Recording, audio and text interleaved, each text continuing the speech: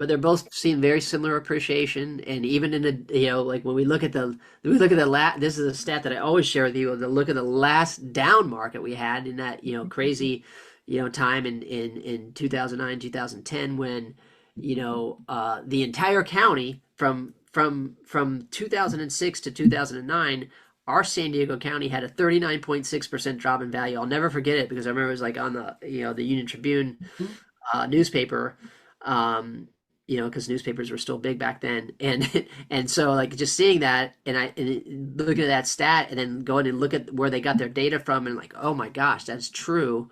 Hmm. Um, a lot of it was South Bay with all the new construction, where things were like 800,000, all of a sudden worth 400. This is back, again, 2008, Mhm. 2009, um, and in 2010. So you look at that, and then but the coastal areas, they only went down 8%, Hmm. you know, compared to 39.6%.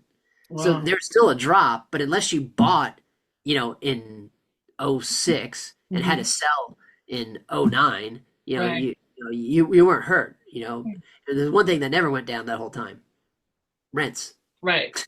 So, the worst case, they rent them out until the market's better, Yeah. because time heals everything, with when it comes to real estate.